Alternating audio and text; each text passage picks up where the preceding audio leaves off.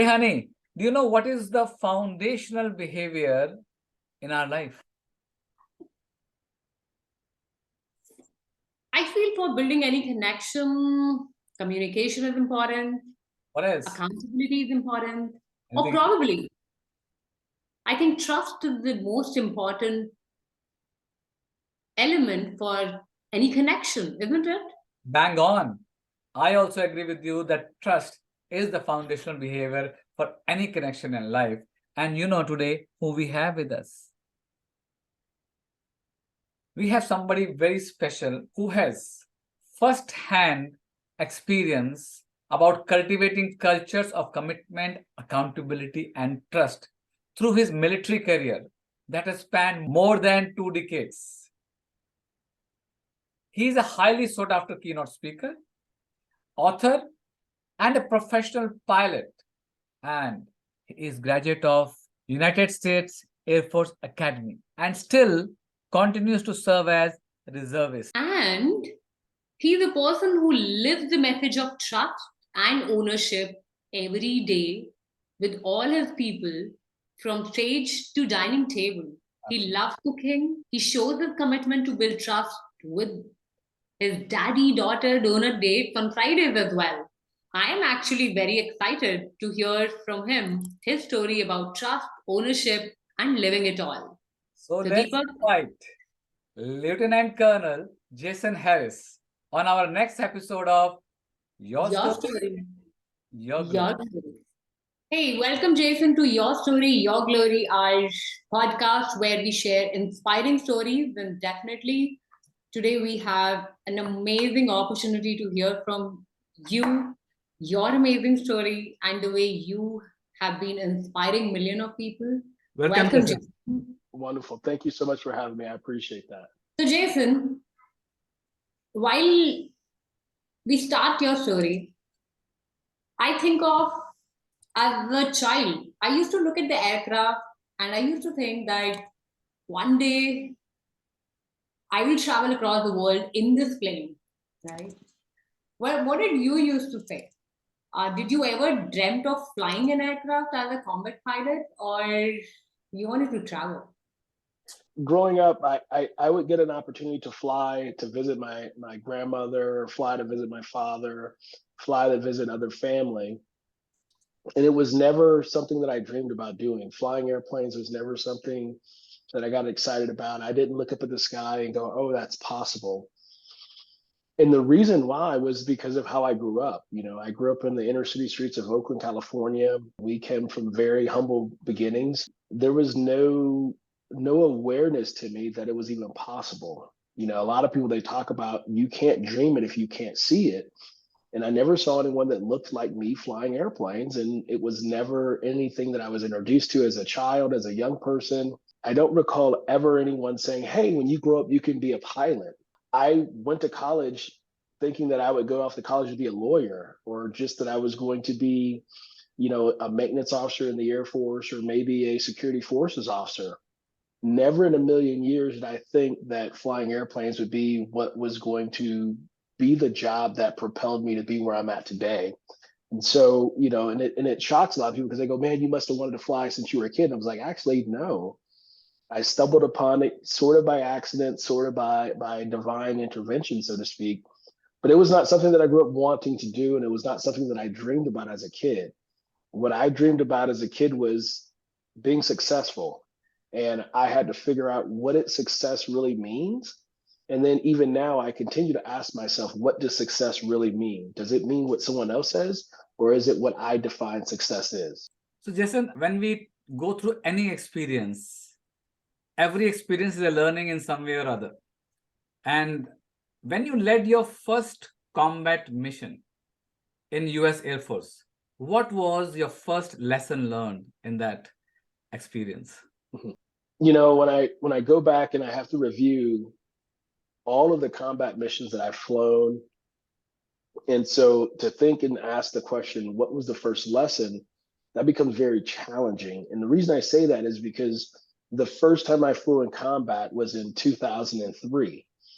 You know, Okay. I showed up to my base as a brand new co-pilot flying the C-130 in July of 2003. And less than a month later, I was out of the door going to go fly in combat. And so that very first mission that we flew in combat in 2003, we left IUD Qatar. We got all the way up to the border of Iraq. And as we got to the border of Iraq, we had a malfunction with one of our engines. We had some engine oil pressure issues. And so literally right as we're at the border of Iraq, we had to shut down one of our engines and turn around and go back to the base. And so we could not complete our mission for that day. And on that mission, all I recall was I was so nervous and I was so full of anxiety. And I didn't know what to expect. I didn't know, am I going to be shot at today? Is the day that I might die? There were all of these things that were bubbling up inside of me that I was trying to figure out, and I was trying to answer while I was also trying to do my job. And you have a combat crew of 6 people there that are with you. So it's me and 5 other people, and we have a mission to go out there and do. And here it is, we're almost about to get to do our mission, and then we have to turn back because we had a malfunction. Now, keep in mind, that malfunction could have caused us to actually have to deal with life and death decisions, because when you lose an engine, it's not good. It's a 4-engine airplane, and now you're down 1 engine. And when I reflect and review on that first combat mission, amidst all the anxiety, amidst all of the chaos that might have been happening, what I realize is that when you go into combat, when you go into chaos, whether that's in life and business, with your family, in the military, whatever the case may be, when you have the right training, when you have the right processes, and you validated that that training works, you validated those processes actually work and they actually support the training, it doesn't matter the level of anxiety, it doesn't matter the level of chaos, you can execute the mission. And then the other piece of that is not only is the training important, not only is the process that supports that training that enables you to empower the people to do the mission, most importantly is who do you surround yourself with? My crew was able to say, hey, Jason, it's okay. Calm down. This is no big deal. Wow. We shut engines down regularly. Don't worry about it. Hey, Jason, you did a great job. Hey, Jason, like everything textbook in terms of handling that emergency situation, textbook in terms of going into combat. You know, my digestive system was a little out of sorts that day because I was nervous and anxious. And my navigator, he looks over and he says, hey man, take this, you'll be fine. And literally I was good to go until we landed, and then, you know, everything else happened. But the fact that I was surrounded by the right people and they made certain to reassure me that my training and my processes were good, and that empowered me to actually go into combat, not being overcome by the anxiety. Doesn't mean the anxiety goes away, but I was not overcome by the anxiety. I was not overcome by the chaos and the stress of this being my first combat mission. So that's what I would kind of say that the lesson for me is when I go back in retrospect and review how I felt that day. Yeah, that's so interesting. I think these kind of situations we face every day in our world. That was in the combat mission, but anxiety, challenges, and how do we handle and what kind of people we surround with, that defines our success at that point of time. Fantastic. So Jason, I remember when I first talked to you in 2019, we were sitting on a lunch table and I asked you, what do you speak on? And you said, my brand is no fail trust. I also read that no fail trust is your philosophy, approach, and methodology. And then I also read about no fail ownership. Now, which life story or a particular event established these 2 mantras for you? Or is there any specific event which defined that, oh, these are the things I need to pick up and deliver my message to the world? You know, when I think through kind of the methodology, how I came up with it, what helped me to define it, it's really all of the experiences that I had throughout my military career. And then they also became applicable as I was talking to other people. And so it's not that it was one particular event. There were multiple events that happened over the course of time. And there are things that continue to happen that allows me to be comfortable in that methodology, that allows me to reinforce what that methodology is. You know, when you have an organization, when you have people that are doing things, everyone has a role to play. And, you know, it's like when I'm in that airplane, no matter whether it's a commercial airline or the military, I know what my role is as the pilot. But everyone else on that crew, they have a role to play. Everyone else in the organization, they have a role to play. And I need to ensure that I can trust them to deliver on what they say they can deliver on. No matter what's going on, no matter what time of day, like no matter what's happening, no matter the amount of chaos, I need to ensure that they can deliver. And as I looked through all of my experiences, what I realized was, again, it was that training that we had in the military. In an organization, those who have high performing teams, and in any organization, the training is the foundation that allows people to know you can do the job. Once you have that training, you back it up with a process, you validate all of that. Yes. Then you can say, I'm not worried about, can you do the job? I'm not worried about, will you do the job? I know that when things happen, you will be able to deliver. And so it was me just really kind of taking all of that I'd gone through, taking all of that I learned, and putting it in a concise format to help people understand how we can do our jobs in the military, how we fly planes the way we do in the airlines, how do we fly planes from point A to point B. You know, the reality is what a lot of people don't know is that when you fly an airplane in the commercial airlines, there are days that I've shown up. I've never been to the location. I've never met the other pilot before a day in my life. I don't know who any of the 300 people are in the back of the airplane. I don't know any of the flight attendants. Here's the thing. I can 100% trust that other pilot or other group of pilots, that they're going to do their job. I can 100% trust that those flight attendants, that they are going to do their jobs in safety and care of the passengers. And the passengers are going to get from point A to point B safely. And that's all because the foundation of the training, the process has been put in place. We've been empowered, and we go out and accomplish that mission. So there's not one particular event, Deepak. It's really a series of events that have happened. And when I begin to put it together, that's what I came up with. It is no-fail trust, that no matter what happens, you're going to be able to execute that. That no-fail trust ownership. That person who's in that organization, who's on that team, they're not worried about all the external pieces of the puzzle. They know that they have a job to do, and they will execute it, and they own their piece of the puzzle. They own their training. They own their process. They own what their role is in that team. And if we all take up that slice of ownership, that no-fail ownership, that I cannot fail you. I cannot fail to deliver for Deepak. I cannot fail to deliver for Honey. I cannot fail to deliver for the organization. And if we all come to the table with a level of ownership that I will not fail you, then we have organizationally a level of no-fail trust where we will do nothing but succeed. Yeah, I think it's a very rightly said, because ownership always follows the strong trust and bond among teammates. If you don't have trust, people will not take ownership.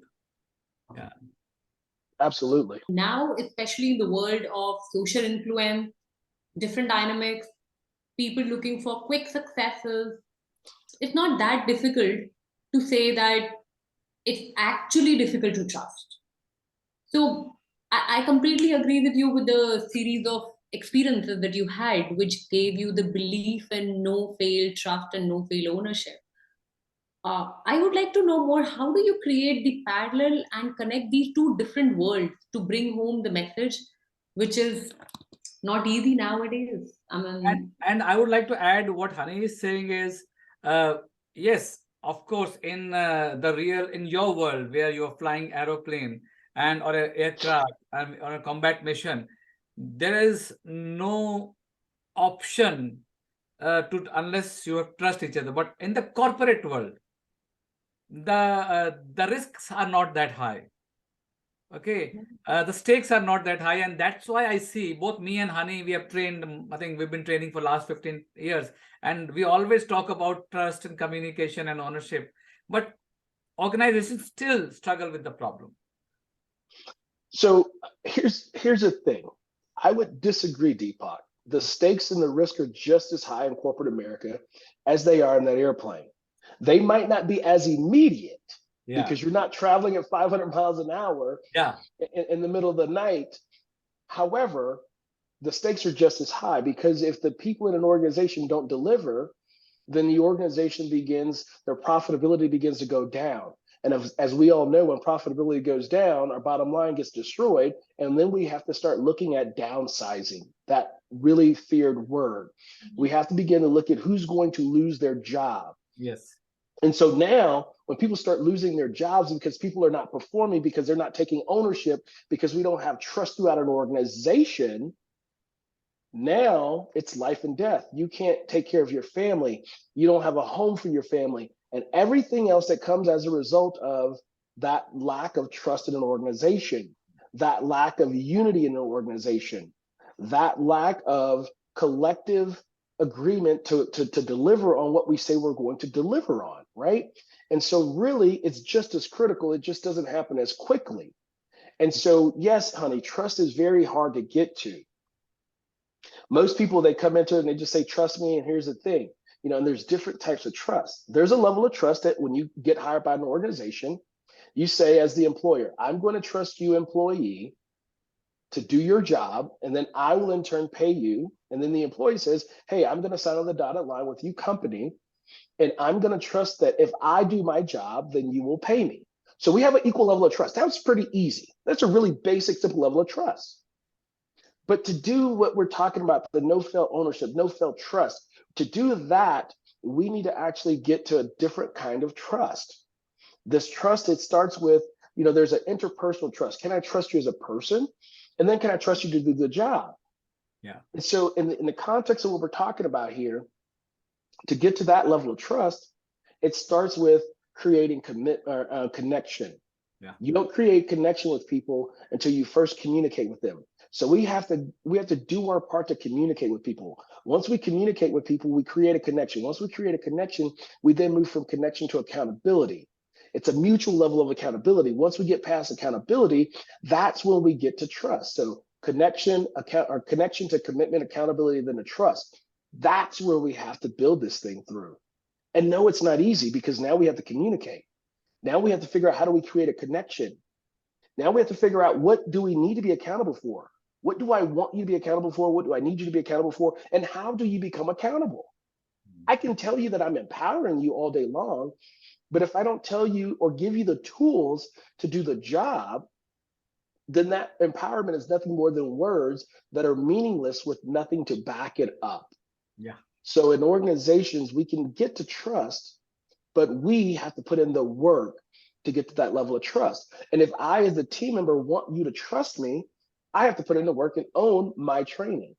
As long as you provide it to me as an employer or as a team leader, then it's my job to ensure that I get the training and that I process and that I leverage that training. It's my job to make sure that I understand the processes that supports that training. It's your job as the leader to make sure that I have the right training, that I have the foundation.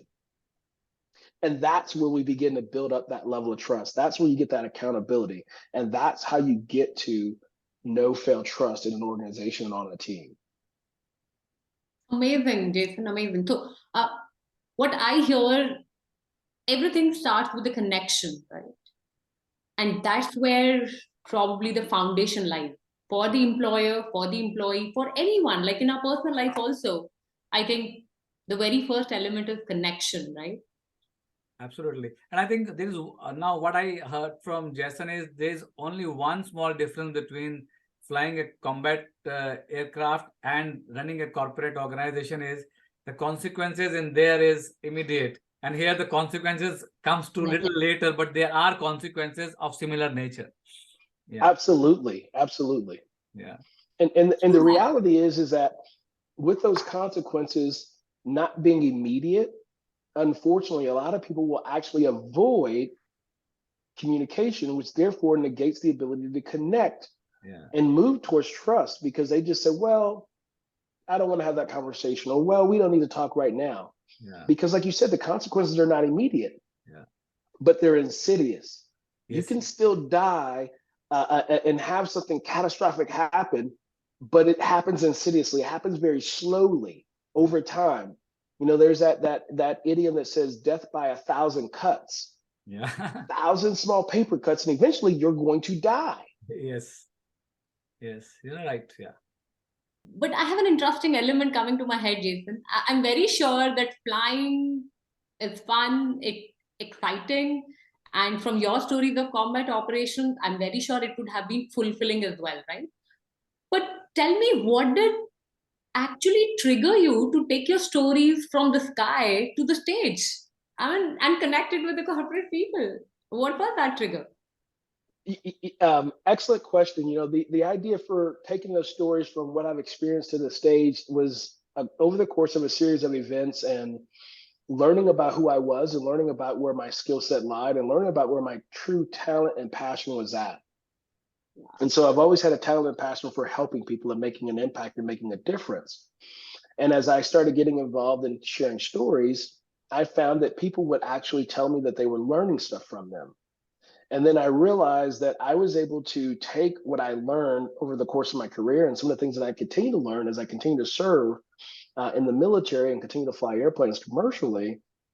I continue to take those stories and figure out, how do I translate them? You know, the reality is kind of like you said, initially people think that business and flying planes are different. When in all actuality, they're very similar. We just have to reframe how we look at it. And some people will look at certain aspects of business as very boring because it's insidious, it's slow, and they think that it has no application or they don't know how to make it exciting. And so for me, I recognize that people find flying exciting. People find it very intriguing.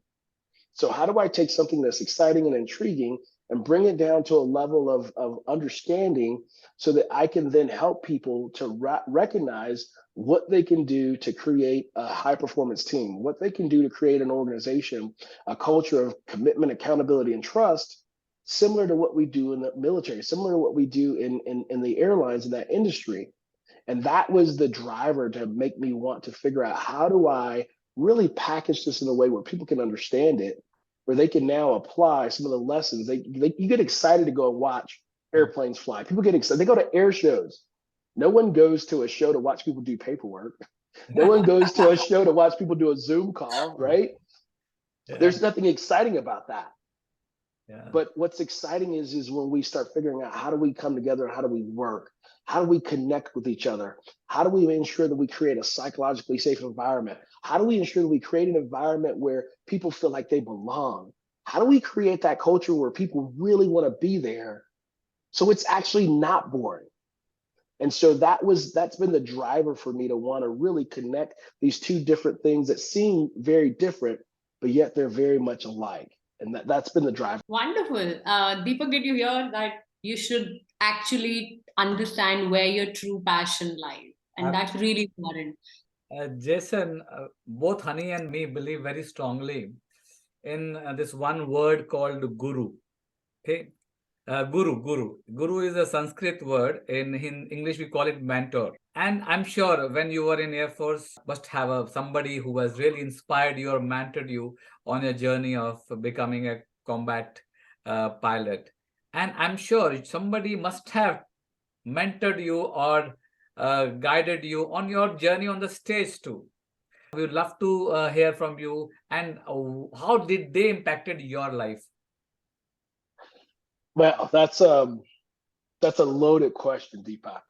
And I say that because I've had so many mentors in on my journey.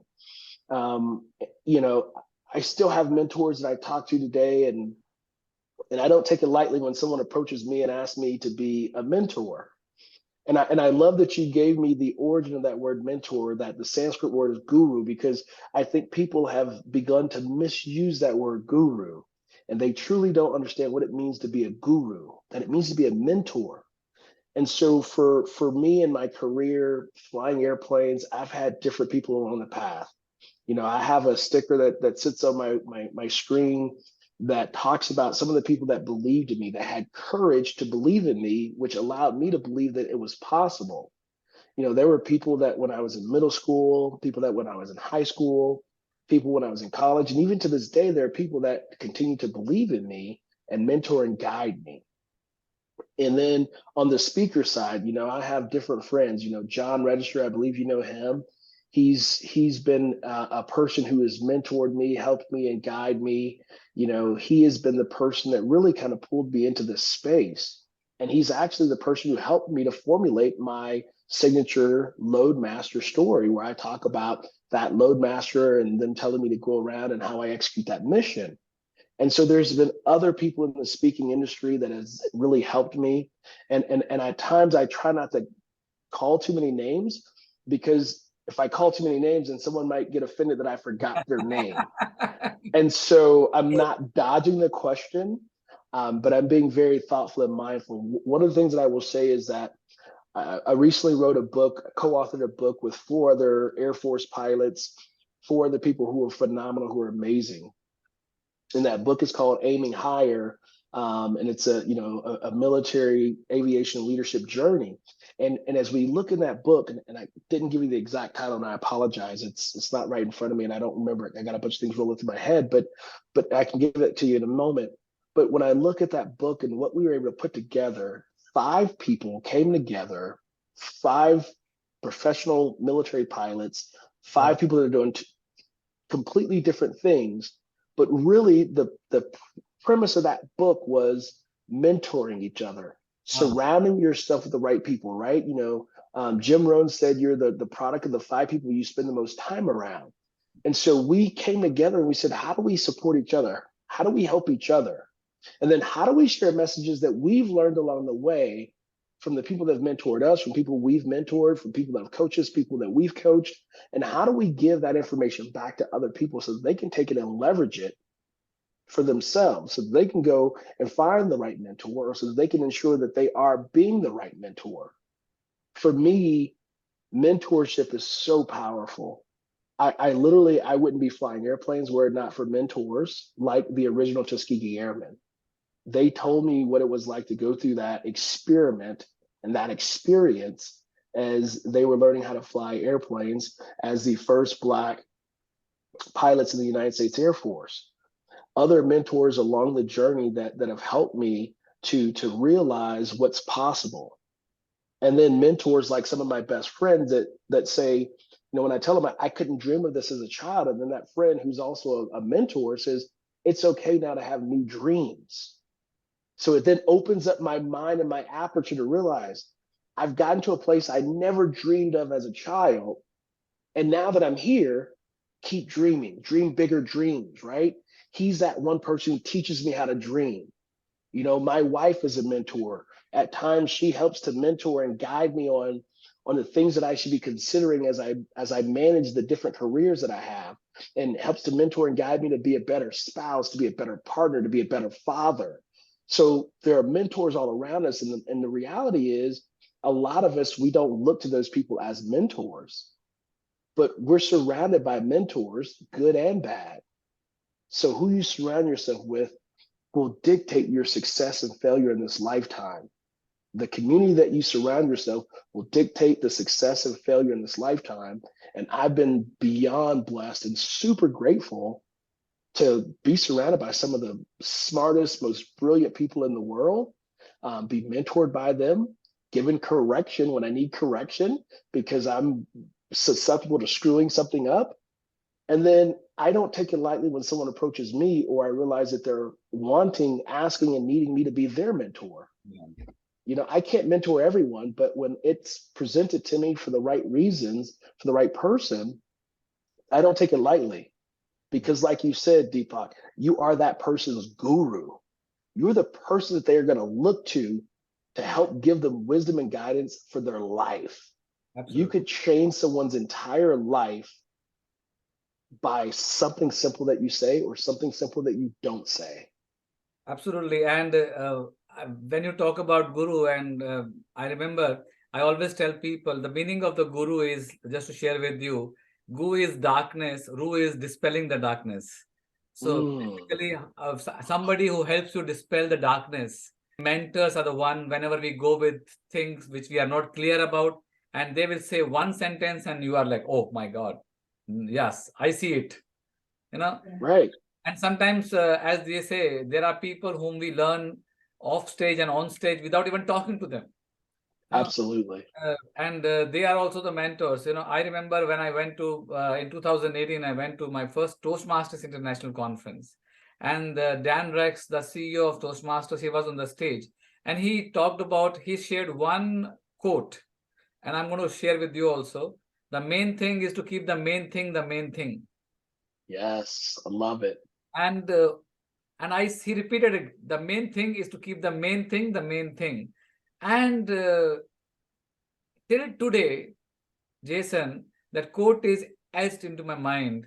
Anything I look at it, and when I'm looking at the day, I ask myself, what is my main thing for today?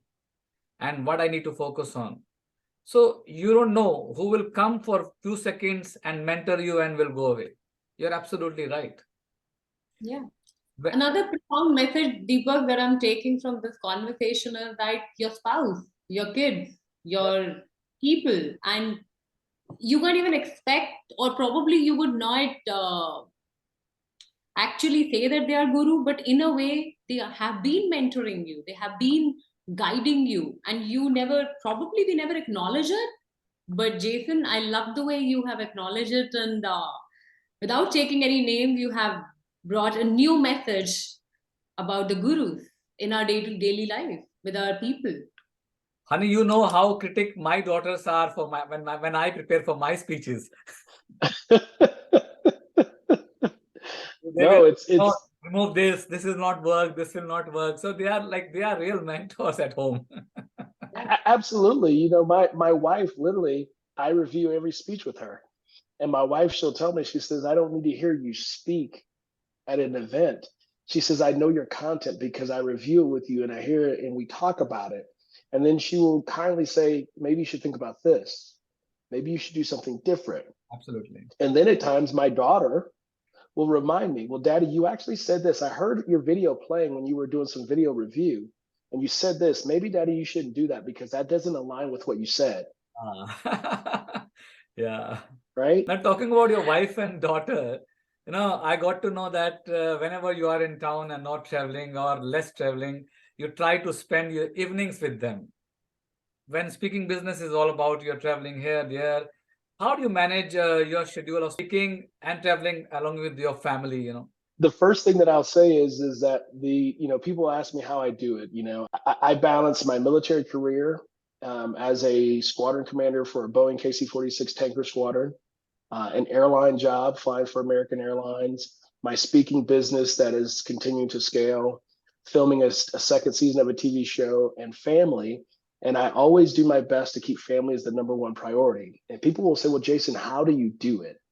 And I would be remiss if I did not initially say that the number one reason I can do that is because I have an amazing partner and an amazing spouse.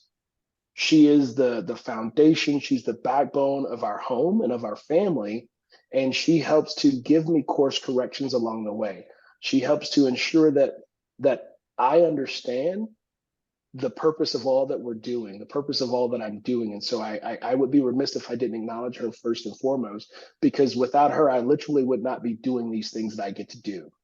Mm-hmm. And so for me, when I look at like my mission, vision, purpose, value, goals as a person, the number one thing, the number one value for me is family. The number one priority is my family.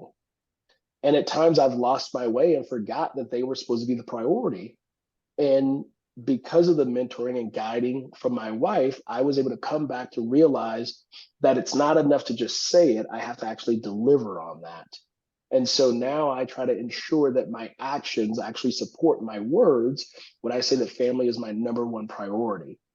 And so I make sure that I stay connected with my family when I'm on the road. One of the things that I do with my daughter is we do daddy-daughter donut dates. And this started when she was about 2 years old. And so on Fridays when I'm at home, we'll go get donuts as a family. Sometimes it's just my daughter and I, but it's become a family thing and it's become a tradition. Well, if I'm on the road on Fridays, I obviously can't go to a donut shop.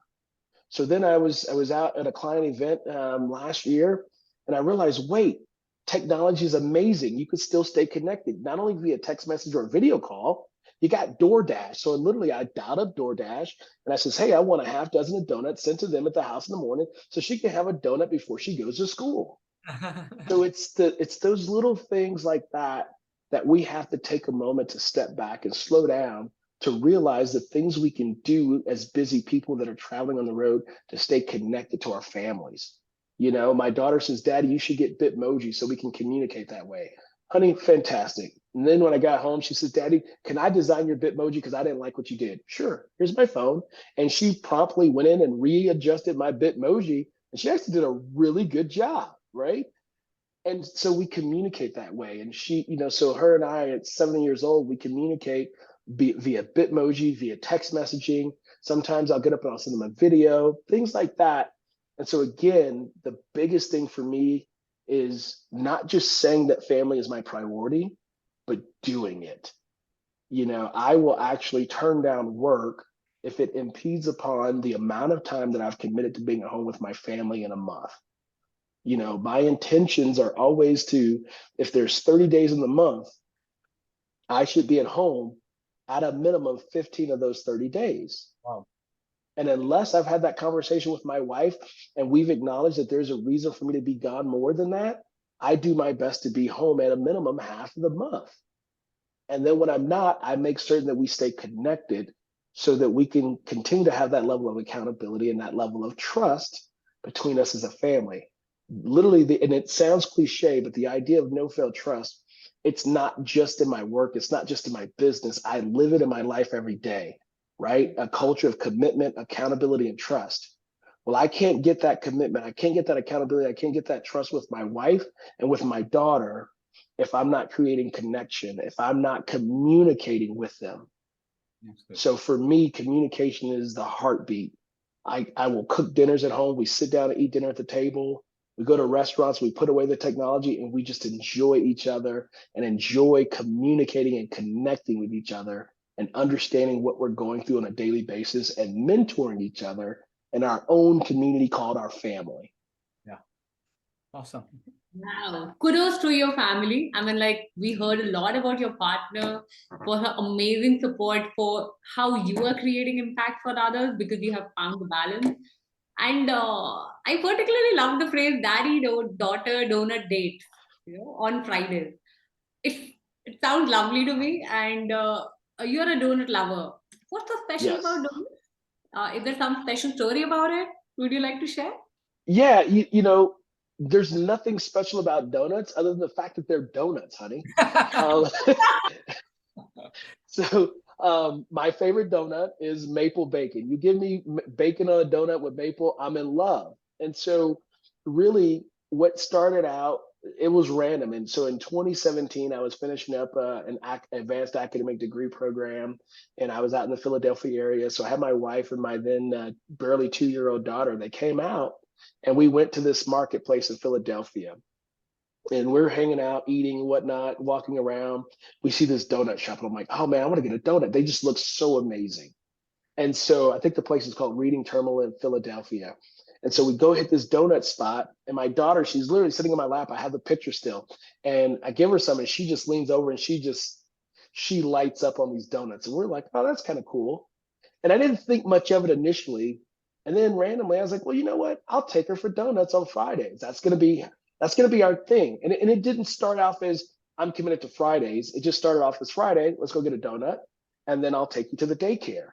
So then what would happen is Fridays, and we'd show up at the donut shop, and the lady would just tell my daughter, come on up and pick what you want. And she'd go to the thing and she'd start picking the donuts out. And then I would buy a couple of dozen donuts for the teachers at her daycare. And it became this every Friday thing. My daughter would look forward to it. And we just continued to keep that up. And what that allowed me to do, honey, was that allowed me to personally create a connection with my daughter. Yes. That allowed us to just sit there with just the two of us to communicate. Even as a child, as a toddler, she would communicate with me, even if we're just looking at each other, or she just understands that I'm there for her. That was our time to bond. That was our time to connect. It just happened to be that we did it over donuts. We could have did it any other way, but that was how we did it. And it has become something that we continue now to do because that was how we created that connection. Now there's accountability. She knows that when I'm home, we're gonna go do donuts. And sometimes we do it randomly, on a Saturday or Sunday. But that's kind of how it started. And so for me, that was a way to create a connection with her, a way to be able to create that level of trust that she knows that dad has got her. And so your thing for your family or your loved one, it might not be donuts, it might be something else. But I encourage everyone to find what your version of daddy daughter donut date is. Find out what your version is to allow you to create that connection that leads to commitment, accountability, and trust of the people that you say you love. Don't just say you love them, show them that you love them, and create a tradition that allows you all to connect. I think that tells Amazing. these all traditions create more strong bond in the family when you are doing actions in the process. Absolutely. I'm actually thinking of a donut date now, but yes, before I jump onto it, Jason, I know you love cooking, is it? Yes, I enjoy cooking very, very much. Absolutely. So cooking is actually said to be an art of love. It is now referred as one of the love language too. Mm. For some people, it's a therapy. For some people, it's creativity. For some people, it's relaxation. For What me, does it mean to you? Wow. I need you to repeat all those things. Like I got to write those down because literally that's what cooking is for me. So there is something therapeutic about cooking for me. You know, when I'm doing my military work, when I'm flying airplanes for the airline, and even sometimes when I work for clients, that is very structured work. And and I don't have a time to actually veer too far off the path depending on what I'm doing. And when I'm in the kitchen, that is like it's like freedom for me. It's the ability for me to just be creative. It's the ability for me to do something that has absolutely nothing at all to do with what I do to earn money. And then the other part of that, the love part of that, is that when I put that plate of food on the table for my family, or I bake something with my wife, my daughter, and they love that dessert because I cook and I bake. And so when I'm able to do that and to see the smile on their face, when I'm able to cook for my mom and she's just loving what I cook for her, yes, it strokes my ego, right? We all have an ego. And so it strokes my ego. But more importantly, that was me showing them my love, that I took the time and they value that in that way.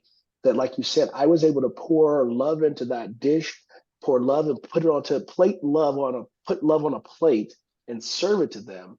And so for me, I get so much gratification, so much satisfaction by cooking a good meal, serving it, and my family enjoying it. And then it also just allows us to come to the table and have a conversation with each other. Like so many great memories are created over food. And for me, it means all of that. And there's something about it. Like I've had moments where I've had a rough day, things have gone haywire. And my wife, you know, back in the day, my wife would come home from work and she would see the kitchen just a mess. And she'd see all the baking stuff out. She goes, "Oh, it's one of those days." And I'm like, "Yep, it's one of those days." You know, but even now, sometimes I just say, "No, I just want to cook. I want to cook for you all." Right? Because they enjoy my cooking and I enjoy cooking for them. And I never heard it explained that way, honey, that it's a love language. And so maybe that's why it's so special to me because it allows me to just really show my love in a completely different way. I can say I love you 100 times in a day, but when I cook you a really good meal and we have a great bottle of wine and we just enjoy time as a family, I didn't just tell you I loved you. I actually showed you that I love you. yeah, absolutely. So Jason, definitely cooking is your love language, I tell you. absolutely. And cooking builds connection. I'm taking another takeaway here. It is also a way to connect. We are towards the end of the discussion, and let's go back where we started. In the beginning, you shared that as a child you wanted to be you wanted to be successful. Now, if we look after so many years where you are, what does success means to you now, and what do you think about it, where you have reached in your journey of Air Force and speaking? First and foremost, success is not a destination, Yeah. right? This is a continuous journey. I think the only place that we arrive is the final point, the final resting point. So until I get to that point, there's more work to be done. You know, what I say is that we all get issued a date of birth and we all get issued a dash in between the day that we no longer exist in the world as we know it. And for me, the number one question that I'll ask myself is, what did I do with my dash? How did I honor the time and the dash that was given to me? And so success, yes, some people want to define it by money. Some people want to define it by accolades, awards, and things of that nature. And so, sure, by some people's definition, I'm considered very successful.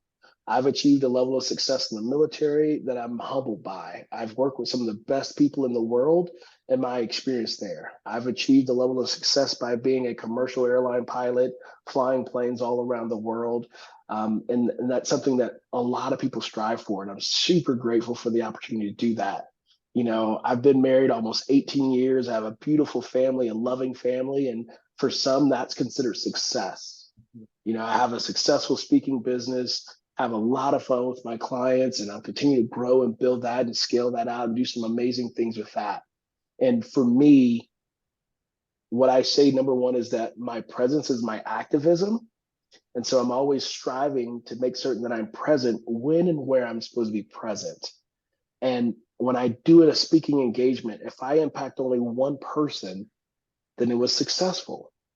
And so I'm not choosing to define success as some people might define it. I'm not choosing to define success by a number or anything like that. I am choosing to continue to define my success as making an impact. And so for that, yes, I continue to be successful at making an impact, but that continues to drive me to do more and drive me to continue to work towards being more successful with more impact. And if I do that, the other things will happen. Yeah. So yes, have I been successful so far? Absolutely. How much more success is in me? That's yet to be determined, because it's all about impact and making the world a better place, one person, one speech at a time. Yes, absolutely. This is work in progress. No doubt about it. So, Jason, we have learned so much from your story today about your personal life, about your Air Force life, and now you are on stages impacting lives all across the world. Thank you so much. Honey, last word from you to Jason. I think, Jason, it was really wonderful meeting you, knowing you beyond the methodology which you share in the world. Yeah. And one thing that I would like to share with all our audience members, that don't just say things, act on them. And I think, Jason, you have been the best leading example at doing it on a daily basis at the dinner table with your people, with your family, with everyone that you're connecting with, to bring that impact to life. And I think, to me, this was really an amazing experience to connect with you, to build that connect, and like in this 40 minutes that we could have from you. And I'm very sure audience gonna love meeting this side of Jason, knowing this side of Jason, and looking forward to more of the no fail trust and no fail ownership, the way you have that for methodology and approach of working. Thank you so much, Jason. It was our pleasure to host you. And we would definitely want you to see you for some dinner or lunch when we are in US together. Yes, yes. That would be fantastic. And thank you all. It's an honor and a pleasure. And I really am humbled and definitely appreciate the opportunity to be here and make this connection and spend this time with you guys. So thank you so much.